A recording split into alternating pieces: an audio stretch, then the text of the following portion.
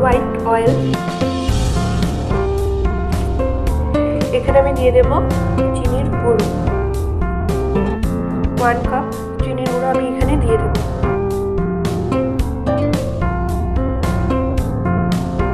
এখানে চিনির গুঁড়োটা দিয়ে দিলাম।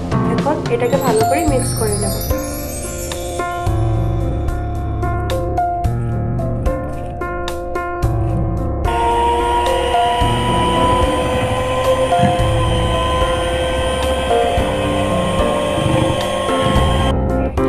এখানে এটা ভালো করে মিক্স করে নিয়েছি আমি। মিক্স করে নিয়েছি।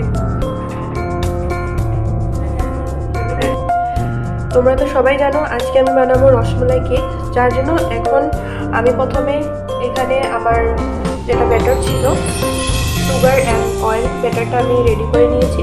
এখন আমি রেডি করব রসমালাই সিরাপটা রেডি করে নেব, ঠিক আছে?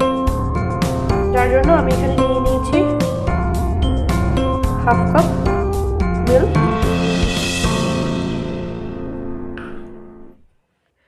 আমি এখানে দিয়ে দেব আমুল মিঠাই মিট।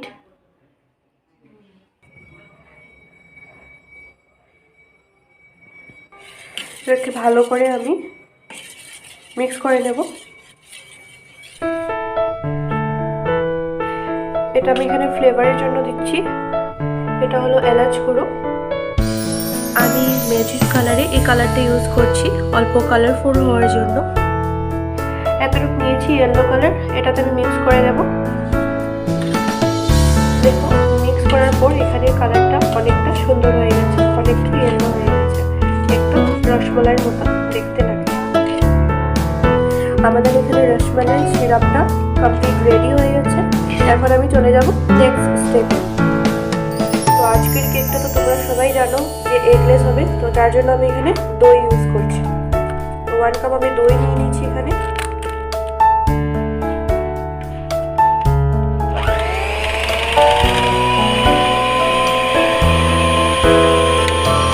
এখানে আমি দইটাকে অল্প মিক্স আপ করে নিচ্ছি।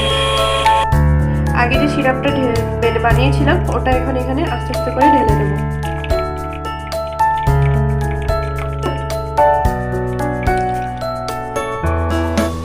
এটাকে এখন ভালো করে আমি মিক্স করে নেব। একটু করে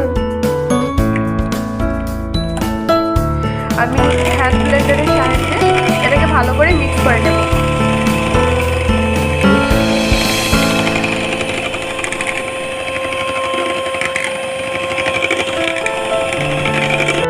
এখানে আমি আগের থেকে অয়েল অ্যান্ড সুগার মিক্স করে রেখেছিলাম।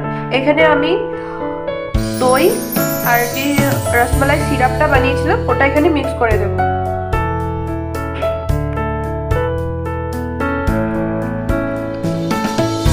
এটাকে এখন আমি ভালো করে মিক্স করে নেব।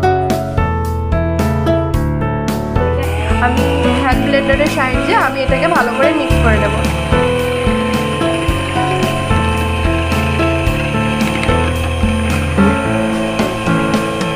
এখানে আমি 1 কাপ ময়দা নিয়েছি, এটা এখানে এখন আমি মিক্স করে নেব।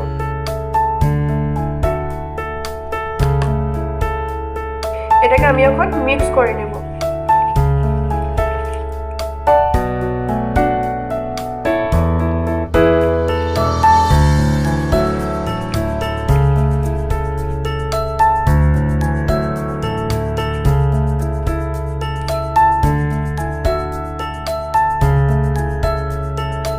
ওয়ান স্পুন আমি এখানে ভ্যানিলা এসেন্স দিয়ে দেব।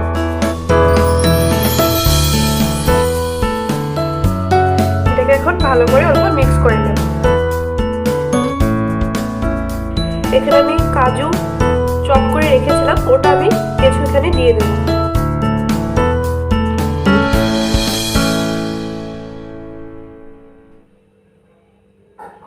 এখানে আমি 1/2 কাপের মতন রসমালাই দিয়ে দেব।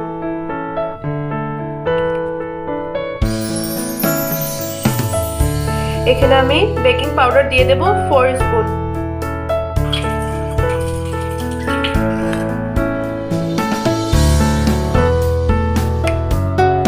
আমি রসমালাই কেকে আজকে বেকিং সোডা ইউজ করব না, আমি এখানে ইউজ করব বেকিং জেল। 1 স্পুন দিয়ে দেবো বেকিং জেল।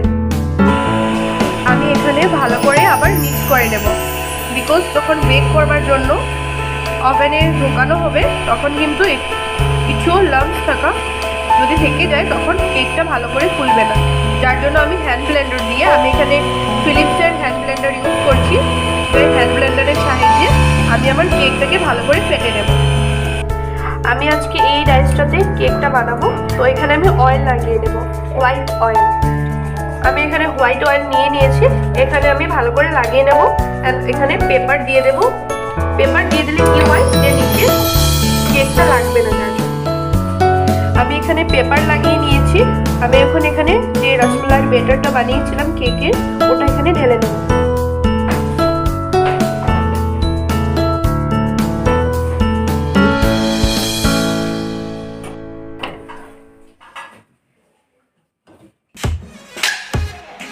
তোমার কেকটা